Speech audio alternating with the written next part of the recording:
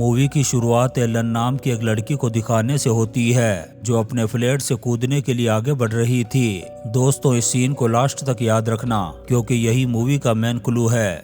यहाँ से कहानी 1 महीने पीछे फ्लैशबैक में जाती है जहाँ पर हम एलिन को देखते हैं जिस पर एक मास्क पहना हुआ आदमी हमला करके एक केमिकल उसकी आंखों में डाल देता है जिससे उसकी आंखों की रोशनी चली जाती है। जब उसे होश आता है तो डॉक्टर उसे बताता है कि अब तुम कभी भी नहीं देख पाओगी। जब ये बात एलन के भाई को पता चलती है जो इस वक्त न्यूयॉर्क में रह रहा था, वो एलन को कॉल करके बताता है कि ये खबर सुनकर के मुझे बहुत दुख हुआ, लेकिन ज्यादा बिजी होने की वजह से मैं तुमसे मिलने के लिए नहीं आ सकता। पर साथ ही वो एक सिटी सेंटर में उसके लिए एक फ्लैट बुक कर देता है जहां पर एक केयरटेकर होगा जो उसकी देखभाल करेगा।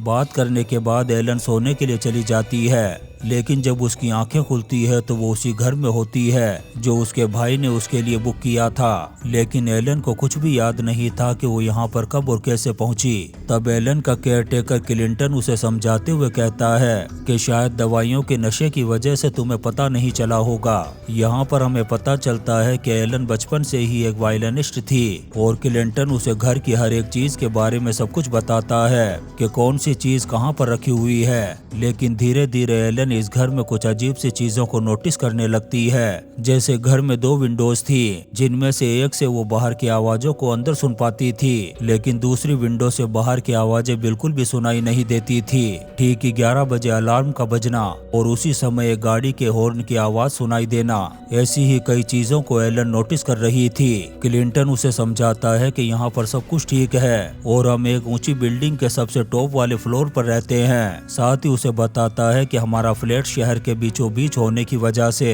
गाड़ियों की आवाजें आती रहती है। क्लिंटन एलन का दिल बहलाने के लिए उसके लिए एक पेट पैरट भी लेकर के आ गया था। एलन भी अंदाजा लगाकर के उसका रंग ब्लू बताती है। तब क्लिंटन उसे करेक्ट बताते हुए कहता है कि पैरट का रंग ग्रीन है। दरअसल यहाँ पर जो कुछ भी चल रहा था वो सब एलन के नजरिए से चल रहा था, इसीलिए उसे कुछ अजीब सा फील हो रहा था। दोनों थोड़ी देर तक यहाँ पर बात करते हैं। फिर क्लिंटन एलन के हाथ को पकड़ कर के अपने चेहरे पर रखता है ताकि एलन पहचान पाए कि क्लिंटन कैसा लगता है। फिर रात को जब एलन सो रही थी तभी उसे किसी औरत के चिल्लाने की आवाज सुनाई देती है। पहले तो उसे डाउट होता है कि शायद वो उसी के अपार्टमेंट में है, लेकिन जब वो कान लगा कर के सुनती है तब उसे समझ में आता है कि वो आवाज तो वेंट से आ रही थी। एलन समझ जाती है कि यह आवाज किसी और की नहीं बल्कि उसकी पड़ोसन की है। अब एलन अपनी पड़ोसन से बात करना चाहती थी, इसलिए वो शाम को चाय पर मिलने का लिख कर के एक नोट उसके दरवाजे पर छोड़ देती है। जैसे ही शाम होती है उसके घर की डोरबेल बजती है।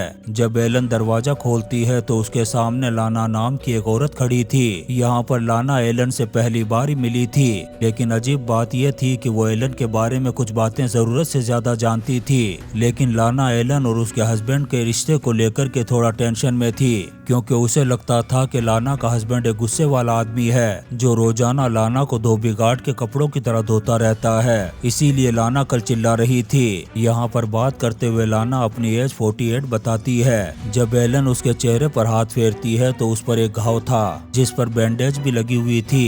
ये सब जानकर के एलन बुरी तरह से डर जाती है और वो लाना के बारे में और जानने की कोशिश करती है, लेकिन लाना तो उससे कुछ अजीब तरह की बातें करते हुए कहती है कि तुम किसी पर भी भरोसा मत करना। इसी बीच लाना का गुस्से वाला हस्बैंड लिफ्ट के करीब आ गया था। तब लाना फौरन यहाँ से चली जाती है। उसके जाने के बाद एलन परेशान होकर के एक डिटेक्टिव को फोन करती है। तब वो डिटेक्टिव एक ऑफिसर नेमन को लाना के घर पर भेजता है ताकि वो लाना के सरगम सेल्सेज को चेक कर सके। थोड़ी देर बाद वो डिटेक्टिव एलन को कॉल करके बताता है कि उसे लाना के चेहरे पर किसी भी तरह का कोई जख्म का निशान नहीं मिला है। दरअसल वो उसका एक बर्थ मार्क है और उसकी एज 48 ईयर्स है। ये सुनकर के एलन को कुछ भी समझ में नहीं आता। थोड़ी देर बाद ही उसके दरवाजे पर कोई नॉक करता है। तब एलन क्लिंटन समझकर के दरवाजे को खोल देती है, लेकिन दरवाजे पर तो लाना का हस्बैंड खड़ा था जो एलन को बहुत ज्यादा भला बुरा बोलता है और एलन को धमकी देता है कि लाना से दूर रहना। उसकी इन बातों को सुनकर के एलन बुरी तरह से डर जाती है। तब वो फौरन क्लिंटन को कॉल करके बुला लेती है। अब क्लिंटन काफी टाइम से एलन के साथ रह रहा था, इसलिए उसके दिल में एलन के लिए फीलिंग्स पैदा हो चुकी थी। इसलिए आज वो मौका देख कर के एलन को अपने दिल की बात कह देता है। लेकिन इस वक्त एलन को एक प्रोफेशनल केयर टेकर की जरूरत थी, न कि किसी पार्टनर की। इसलिए वो क्लिंटन के प्यार को ठुकरा देती है। अब क्लिंटन भी दुखी होकर के चुपचाप यहाँ से चला गया था। तभी एक अनजान आदमी एलन के घर में घुस जाता है। ये वही आदमी था जिसने पहले भी एलन पर अटैक किया था। पहले तो उसे लगने लगता है कि शायद ये क्लिंटन होगा। तभी वो हमलावर मौका देख कर के उस पर अटैक कर देता है, जिससे एलन को अपने उसी हमलावर की याद आ जाती है। वो 911 पर कॉल करने की कोशिश करती है, लेकिन तभी वो हमलावर उसके गले को पकड़ कर के दबा देता है, जिससे एलन यहीं पर बेहोश हो गई थी। जब उसे होश आता है तो वो अपने सामने एक आदमी को देखती है जो पैरामेडिक था। वो एलन को बताता है कि तुम्हारे गले पर किसी भी तरह का निशान नहीं है। साथ ही डिटेक्टिव उसे बताता है कि क्लिंटन के जाने के बाद तुम्हारे घर पर कोई भी नहीं आया था, क्योंकि हमने सारे सीसीटीवी फुटेज को चेक किया है। साथ ही वो डिटेक्टिव एलन को बताता है कि तुम्हारी बेस्ट फ्रेंड सासा, जिसे तुम्हारे एक्स हस्बैंड ने धोखा दिया था, तुम पर हुए अटैक की प्राइम सस्पेक्ट है। अब ऐसे ही एलन बहुत ज्यादा टेंशन में और उदास रहने लगी थी। अब उसे अपने नजरिए पर भी भरोसा नहीं था, लेकिन ये सोचकर के वो और भी ज्यादा टेंशन में आ जाती है कि वो काफी दिनों से इस घर में है, लेकिन उसका कोई भी फ्रेंड और रिलेटिव उसे मिलने के लिए नहीं आया और ना ही किसी का कॉल आया। इन सब बातों से परेशान होकर एलन अपने भाई क्लिंटन और लाना के लिए एक नोट लिखती है और डिसाइड करती है कि वो फ्लैट से कूद जाएगी। एलन को क्लिंटन ने बताया था कि वो शहर के एक सिटी सेंटर में रहते हैं और उनका फ्लैट 9th फ्लोर पर है। इसीलिए वो विंडो से कूदकर अपनी जिंदगी के बल्ब को फ्यूज करने का फैसला करती है और वो इस काम को कर भी लेती है। अब यहीं से चीजें बदलना शुरू हो गई थी। दरअसल जब वो विंडो से कूदी थी तो सिर्फ 6 फीट ही नीचे गिरी थी। जब उसकी आंख खुलती है तो वो एकदम सही सलामत जिंदा थी और अपने आप को एक साउंड प्रूफ रूम में पाती है, जहां पर चारों तरफ स्पीकर्स लगे हुए थे।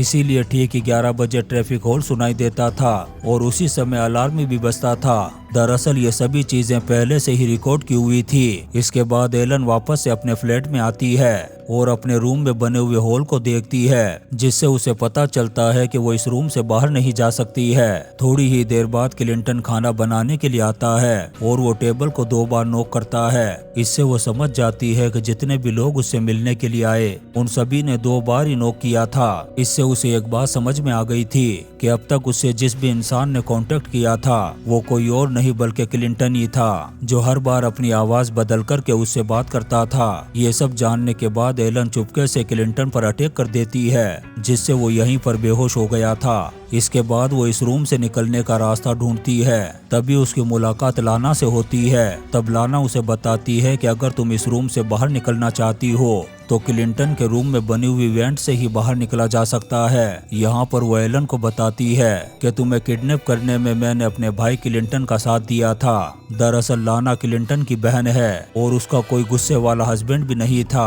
दरअसल वो क्लिंटन ही था जो अपनी बहन से मारपीट किया करता था। इतने टाइम तक एलन से सिर्फ लाना ही एक ऐसी लड़की थी जो उससे मिली थी। इतने में ही क्लिंटन को फिर से होश आ गया था। वो एलन को पकड़ करके उसे बताता है कि जब मैं छोटा था तब मेरे बाप ने मुझे 3 साल तक एक रूम में बंद करके रखा था, जहां पर मैं अपनी जिंदगी से पूरी तरह से हार मान चुका था। तभी एक दिन मुझे तुम्हारे वॉयलिन की आवाज सुनाई दी, जिसे सुनकर के मुझे जीने की हिम्मत आ गई। अब क्लिंटन जब उसे ये सारी बातें बता रहा था तभी एलन मौका देख कर के उसे एक बार फिर से बेहोश कर देती है और उसकी वेंट से भागने की कोशिश करती है। जब वो उस वेंट के पास पहुंचती है तब उसे पता चलता है कि इसका साइज तो बहुत ज्यादा छोटा है, जिससे बाहर नहीं निकला जा सकता।